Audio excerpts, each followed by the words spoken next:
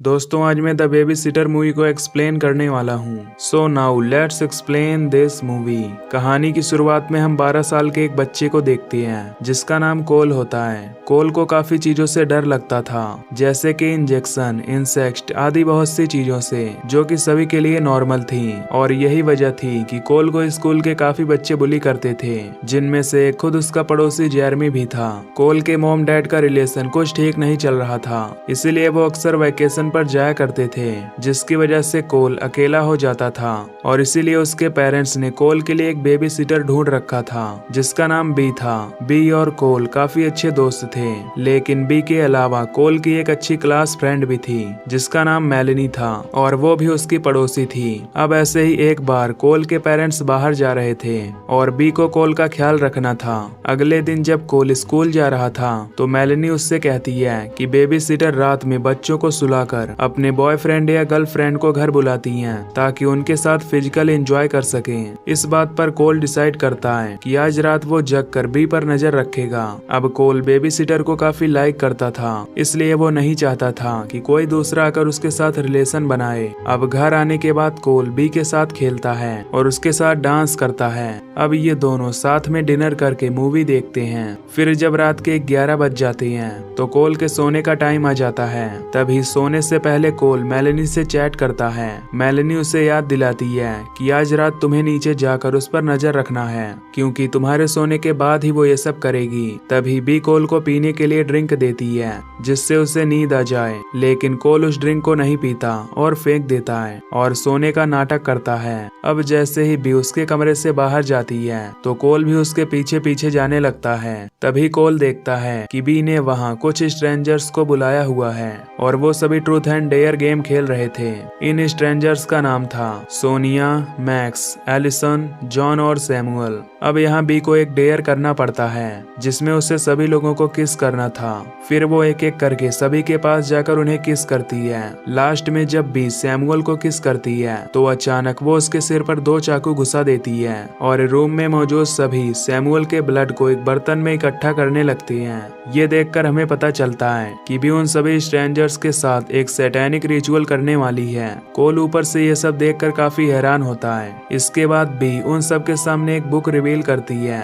B कहती है कि ये एकमात्र ऐसी बुक है जो कहीं भी नहीं मिलेगी, यानी कि एक इकलौती बुक है। अब बी उस बुक में कुछ लाइन पढ़ती है जिसमें लिखा होता है कि इस किताब के एक वर्ष को पढ़ते वक्त उसे बलि दी गई आदमी के ब्लड को इस बुक पर डालना होगा। ऐसा करने से इस कमरे में मौजूद सभी लोगों की कोई एक इच्छा पूरी हो जाएगी, लेकिन इस पूरे प्रोसेस को कंप्लीट करने के लिए उन्हें एक मासूम बच्चे का भी खून चाहिए होगा, और वो मासूम बच्चा कोल ही होने वाला था। इधर कोल ये सब बातें सुनकर काफी डर जाता है और जल्दी से भागकर अपने रूम में जाता है और 991 पर कॉल करता है और फिर वहीं सोने का नाटक करने लगता है। कुछ देर बाद वहां बी अपने दोस्तों के साथ आती है और एक इंजेक्शन के जरिए कोल का कुछ ब्लड बाहर निकालती है। कोल सिरिंज से काफी डर रहा होता है, लेकिन फिर भी वो उन सब के सामने सोने की एक्टिंग करता है। दरअसल बी ने कोल के ड्रिंक में कुछ दवाई मिला दी थी ताकि कोल 8 घंटे के लिए सोता रहे, लेकिन क्योंकि कोल ने ड्रिंक पिया ही नहीं था इसलिए वो अभी जग रहा होता है। खैर ब्लड लेने के बाद बी सभी के साथ नीचे चली जाती है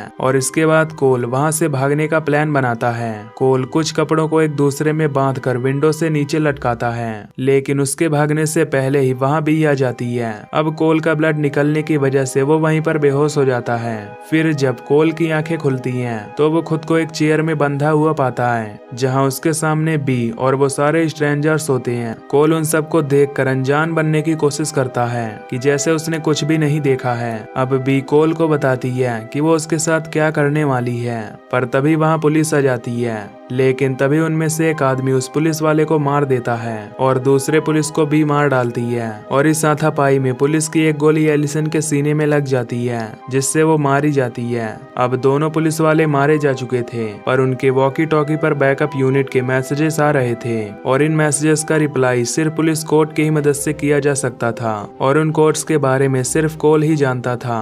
फिर भी कोल को धमकाते हुए वो कोड्स लेती है और मैक्स उस कोड से वॉकी टॉकी पर ये मैसेज पहुंचाता है कि यहाँ पर सब कुछ ठीक है। ये सब देखकर कोल अपनी रस्सी काटकर किसी तरह से वापस से ऊपर वाले कमरे में जाता है और जॉन उसका पीछा करने लगता है, पर तभी उसका पैर सीढ़ियों से स्लिप कर जाता है और उसका सिर नीचे एक नुकीली चीज से टकराता है और वो वहीं पर बुरी तरह मारा जाता है। इधर कोल अपने रूम में जाकर उन्हीं कपड़ों की मदद से विंडो से नीचे आने लगता है। तभी मैक्स उसे पकड़ने के लिए आ जाता है, लेकिन कोल किसी तरह विंडो से नीचे उतर जाता है। नीचे आने के बाद कोल अपने घर के नीचे वाले बेसमेंट में जाकर छिप जाता है, जहाँ पर बहुत सारी चींटियां होती हैं, पर कोल यहाँ भी अपने डर पर कंट्रोल कर लेता है। सोनिया कोल को ढूंढते हुए वहाँ पहुँच जाती है और बेसमेंट के अंदर जाकर उसे ढूंढने लगती है। तभी कोल उसके तरफ फायर रॉकेट छोड़ता है, लेकिन सोनिया किसी तरह उस रॉकेट से बच जाती है। लेकिन कोल बड़े ही चालाकी से सोनिया को वहीं पर लॉक कर देता है और उस पर बग स्प्रे छिड़क देता है। अब आग और उस स्प्रे के आपस में मिलने से एक जोरदार ब्लास्ट होता है, जिसमें सोनिया भी बुरी तरह मारी जाती है।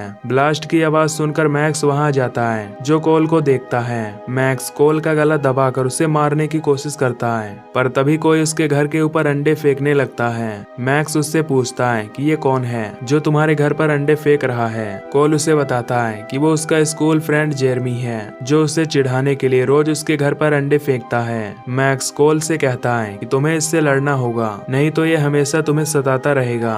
ये सुनकर कोल जेरमी से लड़ने के लिए उसके पास जाता है, पर जेरमी उसे पीटकर यहाँ से चला जाता है। कोल को हारा हुआ देखकर मैक्स उसके पास जाता है और उसे जान से मारने का प्लान बनाता है। ये सब देखकर कोल एक ट्री हाउस पर चढ़ जाता है। मैक्स भी वहाँ आने लगता है। तभी वो दोनों ट्री हाउस से नीचे कूदते हैं, पर इस बीच एक रस्सी मैक्स के गले में जा फंसती है, जिससे मैक्स को फांसी लग जाती है और उसकी मौत हो जाती है।